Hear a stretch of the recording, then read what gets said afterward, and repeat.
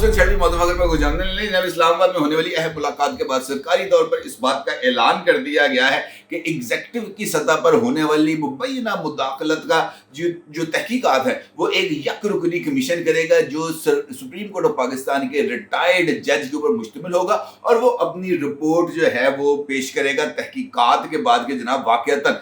पाकिस्तान की premiere spy agency ISI की तरफ से इस्लामाबाद हाई कोर्ट के जजेस के काम में मुदाखलत की गई है या नहीं, जबकि खत लिखने वाले जजेस के मुस्तकबिल का तयन किसके हाथ में है। क्या उनके खिलाफ मिसकंडक्ट के ऊपर अगर ये इल्जाम साबित हो जाता है कि उनकी तरफ से जो इल्जामात आयद किए गए हैं वो गलत हैं, तो जनाब उसके बाद जिम्मेदार किसको ठहराया जाएगा, किस तरीके से इन जजेस के खिलाफ कार्रवाई की जाएगी, इस सवाल का जवाब अभी तक जो है वो तिश्ना जवाब तलब है। और इस बात का अभी तक किसी को कोई अंदाजा नहीं कि एग्जीक्यूटिव तो अपनी सतह पर काम कर रहा है, जुडिशरी के लेवल पर इस मुबैना मिसकंडक्ट का एहतसाब कैसे किया जाएगा। ये सूरत हाल बहुत ही ज्यादा अहमियत की हामिल इस वजह से भी है कि शहबाज शरीफ साहब ने ऐन वक्त पर इस सारी सूरत हाल में ना सिर्फ एंट्री डाली है बल्कि इस हवाले से बहुत सारे लोगों का ये मानना भी है कि इस्टेब्लिशमेंट के साथ दोस्ती के चक्कर में शहबाज शरीफ साहब एक मर्तबा फिर ना सिर्फ ट्रैप हो गए हैं बल्कि उन्होंने एक ऐसा तौक अपने गले में डाल लिया है जिसके नतीजे में एजेंसियों की मुबैना मुदाखलत का इल्जाम, चाहे इसका नतीजा कुछ भी हो, इसका बोझ जनाब शहबाज शरीफ साहब यानी मुस्लिम लीग नून को ही उठाना पड़ेगा। हुकूमत कमीशन तो बना रही है, एक वो भी रिटायर्ड जज की सरबराही में। उसका वाज़ेह मतलब ये है कि ये एक मिट्टी पाओ प्रोग्राम है, क्योंकि अगर ये मिट्टी पाओ प्रोग्राम ना होता, ये टाइम गेनिंग प्रोजेक्ट ना होता, तो फिर इसकी ज़रूरत ही पेश ना आती। और इस बात को मुख्तलिफ मुबस्सरीन इस बात की तस्दीक भी करार देते हैं कि जनाब इसका मतलब ये है कि अगर वज़ीर आज़म को खुद इस मामले में मुतहरक होना पड़ा है, खुद सुप्रीम कोर्ट ऑफ पाकिस्तान आना पड़ा है, खुद आकर जनाब चीफ जस्टिस ऑफ पाकिस्तान से मुलाकात करनी पड़ी है, तो जनाब इसका मतलब ये है कि दाल में कहीं ना कहीं कुछ ना कुछ काला तो जरूर था, जिसके नतीजे में फ्रीकैन यानी अदलिया की तरफ से भी मिट्टी पाओ के इस प्रोग्राम को जो है वो जारी रखने का फैसला किया गया और एग्जीक्यूटिव यानी हुकूमत की तरफ से भी मिट्टी पाओ प्रोग्राम को न सिर्फ लॉन्च कर दिया गया है बल्कि इसका बाज़ाब्ता जो है वो ऐलान भी कर दिया गया है। इस सूरत हाल का मतलब ये है कि इस तनाज़े के फरीक हैं यानी हुकूमत और अदलिया यानी खुफिया एजेंसी और जज साहिबान, इन दोनों को सेफ एग्जिट देना है। क्यों? ये एक बहुत ही इंपॉर्टेंट सवाल है और मेरा ये ख्याल है कि जुडिशियल कमीशन के मामलात पर अगर हम गौर कर ले तो हमने सिर्फ इस एक सवाल के जवाब में ही पूरी की पूरी कहानी हमारे सामने एक्सपोज होके आ जाएगी। क्योंकि माजी में आज तक जितने भी कमीशन बने हैं उसका जो नतीजा है वो सिफर निकला है। हत्ता कि पाकिस्तान के 2 लख्त होने के ऊपर भी जो कमीशन बनाया गया था जिसने इस बात की तहकीकात करनी थी कि पाकिस्तान 2 लख्त यानी मशरकी पाकिस्तान और मगरबी पाकिस्तान सिर्फ पाकिस्तान और बांग्लादेश के अंदर किस तरह कन्वर्ट हुआ, यानी हमीदुर रहमान कमीशन, उस कमीशन की जो रिपोर्ट है वो भी हमें एक इंडियन वेबसाइट के जरिए हम तक पहुंची और वो भी इस अफसोसनाक साने है कि तकरीबन 30 साल के बाद। इसका मतलब ये है कि उस वक्त से लेकर अब तक जितने भी कमीशन बने हैं, हमीदुर रहमान कमीशन लें, शहजाद इकबाल कमीशन लें, ब्रॉडशीट कमीशन लें, आप जिस मर्जी कमीशन का नाम लें, ये तो नाम अभी फौरी तौर पर मेरे ज़हन में आए हैं, इसमें हर एक का जो नतीजा है वो महज वक्त का ज़िया ही निकला है, कौमी वसाइल का ज़िया ही निकला है। जज साहब, रिटायर्ड जज साहब की तनख्वाह और पेंशन में इजाफे या उनकी फीसिस में इजाफे की सूरत में ही निकला है। मुल्क व कौम का इसको आज तक किसी तरह का भी कोई फायदा नहीं हुआ। मौजूदा हालात में जिस बात का ऐलान जनाब आजम नज़ीर तारड़ साहब और अटॉर्नी जनरल ऑफ पाकिस्तान जनाब मंसूर उस्मान अवान साहब ने चीफ जस्टिस ऑफ पाकिस्तान के साथ मुलाकात के बाद एक प्रेस कॉन्फ्रेंस में जिस जो है इंक्वायरी कमीशन का ऐलान किया, उसके TORs अभी तक मंजर आम पर नहीं है। उन्होंने कहा जनाब TORs भी मंजर आम पर आ जाएंगे जैसे ही वफाकी काबीना इस कमीशन की मंजूरी देगी। लेकिन सवाल ये अपनी जगह पर मौजूद है कि ये जो कमीशन है ये सिर्फ तहकीकात करेगा ISI की तरफ से मुबैना मुदाखलत के इल्ज़ाम या जज साहिबान के अजीज रिश्तेदारों की वीडियोस बनाने या अजीज रिश्तेदारों को उठाकर जजेस को हरासा करने के इल्ज़ाम जिनका जिक्र इन खतूत के अंदर किया गया है, सिर्फ इस पोर्शन तक की ही तहकीकात करेगा। کیونکہ اگر یہ کمیشن اس دائرے سے آگے بڑھتا ہے تو حاضر سروس جج صاحبان کو اس کمیشن کے روبرو پیش ہو کر اپنا نہ صرف بیان بھی ریکارڈ کرانا پڑے گا بلکہ دوسرے فریق کی طرف سے اٹھنے والے سوالوں کا جواب بھی دینا پڑے گا. اور اس صورتحال میں جو معاملہ ہے وہ کسی بھی صورت کوئی پسندیدہ رخ اختیار کرتا ہوا نظر نہیں آ رہا. اس کا مطلب یہ ہے کہ یہ بات طے ہو گئی کہ کسی نہ کسی لیول پر یہ جو مٹی پاؤ پروگرام ہے اس کو انیشیٹ کیا گیا, اور اس کو انیشیٹ کرنے کے لیے حکومت یعنی جناب وزیر اعظم صاحب کی خدمات حاصل کی گئی, کیونکہ کمیشن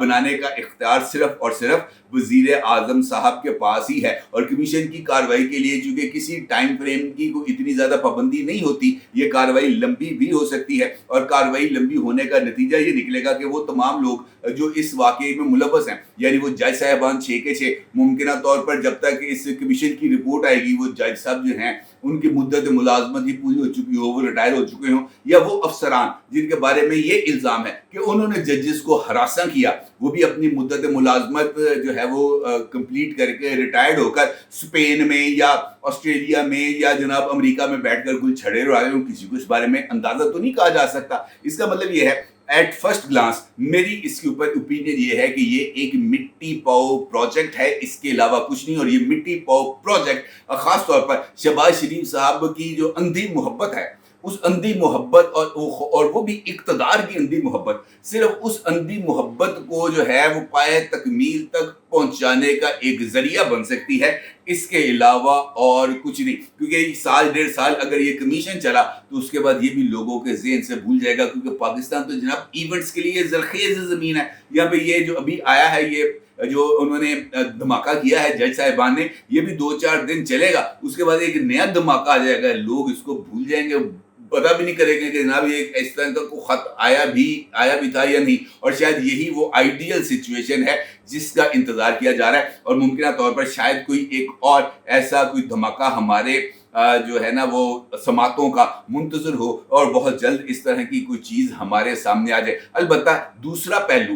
جو ججز کے حوالے سے ہے وہ بہت ہی زیادہ اہمیت کا حامل ہے, کیونکہ ایک فریق کی طرف سے تو رسپانس آ گیا جبکہ دوسرے کی طرف سے ابھی تک مسلسل خاموشی ہے. کیوں؟ یہ بھی ایک بہت ہی امپورٹنٹ سوال ہے. آئیے اب ذرا اس طرف کا بھی جائزہ لیتے ہیں. ذرا ڈرتے ہاتھ پاؤں گے لیکن نکالیں گے ضرور اس میں سے کچھ نہ کچھ. یہ جو تنازع ہمارے سامنے ہے اس وقت, اس کا دوسرا فریق ہے جج صاحبان, اور وہ جج صاحبان جو اس وقت اسلام آباد ہائی کورٹ میں موجود ہیں. اور اگر کوئی ٹی وی چینل یا کوئی اور بندہ اس بات کی تحقیق کرے کہ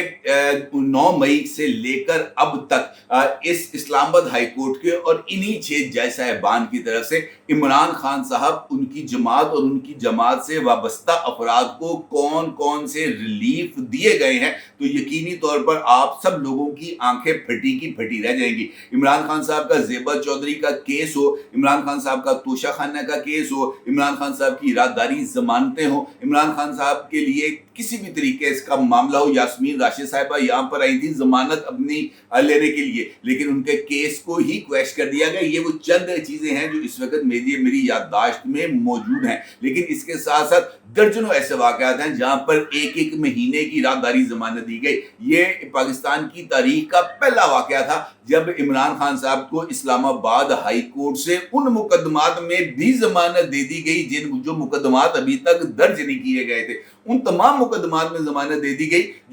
جن کی تفصیل خود اسلام آباد ہائی کورٹ کے روبرو موجود نہیں تھی. اس وقت عطا من اللہ صاحب چیف جسٹس تھے اسلام آباد ہائی کورٹ کے. یہ کہنا اپنی جگہ پر بہت ہی زیادہ کنٹروورشل ہے کہ جناب ایجنسیاں جو ہیں وہ ججز پر دباؤ ڈال رہی تھیں عمران خان کو سزا دینے کے لیے. میرا خیال ہے کہ یہ چیز اس سے زیادہ مختلف ہوگی, کیونکہ مجھے ایسے لگتا ہے کہ شاید اس مرتبہ یہ جو جج صاحبان ہیں انہوں نے ایک رانگ بال پر ایک رانگ شاٹ سلیکشن کے ذریعے ایک ایسے تنازع کو جنم دیا ہے جو شاید ان کے لیے بھی بہت ہی زیادہ بھاری پڑ سکتا ہے. اب یہ جو خط, اگر آپ اس خط کے مندرجات کو ایک مرتبہ پھر اس پر نظر دوڑائیں تو ایک بات سامنے آتی ہے کہ انہوں نے مخاطب کیا ہے سپریم جوڈیشل کونسل کو, اور سپریم جوڈیشل کونسل کو 2009 میں ایک ان کی طرف سے चीज सामने आई थी जिसके तहत सुप्रीम जुडिशियल काउंसिल ने जजेस के कोड ऑफ कॉन्डक्ट का तयन किया था। इस खत के अंदर इन तमाम वाकयात का हवाला दे के इस बात की इस्तदा की गई है सुप्रीम जुडिशियल काउंसिल से कि जनाब अगर इस तरह के वाकयात हो तो हमें बताया जाए कि इस तरह के वाकयात को किस फोरम पर उठाया जाए। ये उनकी तरफ से इस्तदा है, लेकिन ये इस्तदा इन तमाम वाकयात जो मुबैना वाकयात की तफासील बयान की हैं कि जज साहब बल्ब चेंज कर रहे थे तो उनको कैमरा नजर आ गया, जज साहब फोन कर रहे थे उनको पता चल गया कि जनाब इस तरह की कोई चीज हो रही है, जज साहब का ब्लड प्रेशर हाई हो गया, जज साहब को जनाब हॉस्पिटल एडमिट करना पड़ गया, जैसे आपको बताया गया जनाब आपकी वो वीडियोस की रिकॉर्डिंग की जा रही है, इस तरह की चीजें, या जैसे आपको बताया गया जनाब उनके रिश्तेदार को उठाकर ले गए हैं और उस वक्त तक नहीं छोड़ा जब तक जज साहब की तरफ से ओके की रिपोर्ट ना आ गई हो। ये वो तमाम चीजें इस खत में इस वजह से बयान की गई कि पाकिस्तान तहरीक इंसाफ के पॉलिटिकल नैरेटिव को नरिश किया जाए। अदरवाइज ये 6 के 6 जज साहिबान इन तमाम वाकयात को इस खत में तहरीर किए बगैर सिंपल सी ये एक इस्तदा कर सकते थे कि जनाब अगर एजेंसियां या खुफिया इदारे जजेस को अप्रोच करें और जजेस को मजबूर करें बिल्कुल वैसे ही जैसे शौकत सिद्दीकी साहब के साथ किया गया था, तो इस सूरत में किस अप्रोप्रिएट फोरम से रजू करना है, तो मेरा ख्याल है कि इतना बड़ा हंगामा क्रिएट ना होता। यह हंगामा इस वजह से क्रिएट हुआ कि एक पॉलिटिकल नैरेटिव जो पाकिस्तान तहरीक इंसाफ का अपना पॉलिटिकल नैरेटिव है उसको नरिश करने के लिए एक ऐसा जो है ना मवाद फराहम किया गया जो जिसके नतीजे में पाकिस्तान तहरीक इंसाफ अपने इस जो नैरेटिव है उसको लेकर अब एग्रेसिवली आगे बढ़ी है। दूसरा नुक्ता इस हवाले से बहुत ही ज्यादा अहमियत का हामिल है, वो ये है कि अब ये खत आ गया और इस खत के ऊपर chief justice of Pakistan mister justice Qazi Faez Isa Sahab की जेर सरबराही 2 इजलास हो चुके हैं फुल कोर्ट, और इन 2 इजलासों में अभी तक इस बात का तयन नहीं किया जा सका कि ये जो जज साहिबान हैं जिन्होंने ये खत लिखा है क्या उनकी तरफ से तहरीर किए जाने वाला खत कोड ऑफ कॉन्डक्ट की खिलाफ वर्जी है, और अगर ये कोड ऑफ कॉन्डक्ट की खिलाफ वर्जी है तो फिर इसका नतीजा क्या होगा, क्या इन जज साहिबान को अपने ओहदों से अलग करना पड़ेगा। और दूसरा इंपॉर्टेंट सवाल जो इस सारे सिनेरियो में बहुत ही ज्यादा नुमाया होकर सामने आ रहा है कि जस्टिस गुलजार साहब ने एक मरतबा इस बात का फैसला दिया था खुद मौजूदा chief justice justice Qazi Faez Isa साहब के खिलाफ कि जनाब जस्टिस काजी फाइज ईसा किसी भी तरीके से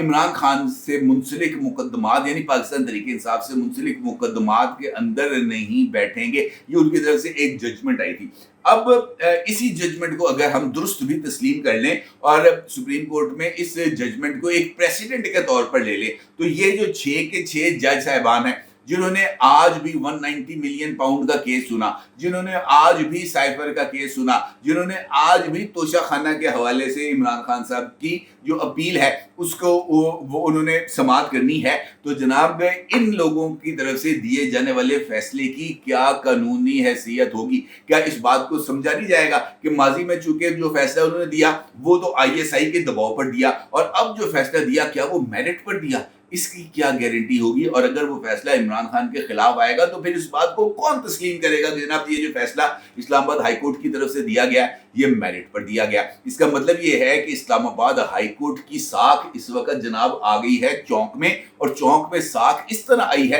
कि इसको ढकने वाला भी कोई नहीं है। और इस वक्त खुद अदारे के अंदर से भी यानी अदलिया जैसे प्रेस्टिजियस ऑर्गेनाइजेशन के अंदर से भी इस नंगेपन को ढकने के लिए कोई अमल सामने नहीं आ रहा, जो एक बहुत बड़ा सवालिया निशान है। मेरा असल मतबा नजर ये है कि कम से कम इस हवाले से कुछ गाइडलाइंस का तयन होना चाहिए, और जब तक अदलिया के अंदर इस सारे मामले पर एक इंडिपेंडेंट इंक्वायरी नहीं होनी चाहिए। देखिए हुकूमत ने तो अपने एंड पर अगर मैं इसमें किसी भी तरह की मुदाखलत के इम्कान को अक्सर रद्द कर दूं और इस साजिशी नजरिए को अपने दिमाग से खींच के उतार के फेंक दूं और ये कहूं जनाब हुकूमत ने बिल्कुल नेक नीयती से अपनी खालस जो है उसके जज्बात के जरिए अपने सतह पर होने वाली यानी एग्जीक्यूटिव के लेवल पर होने वाली मुदाखलत की तहकीकात का फैसला किया है, ये बिल्कुल दुरुस्त किया है, तो फिर इसका मतलब ये है कि इसी तरह का रद्द-ए-अमल अदलिया की तरफ से भी आना चाहिए और अदलिया को भी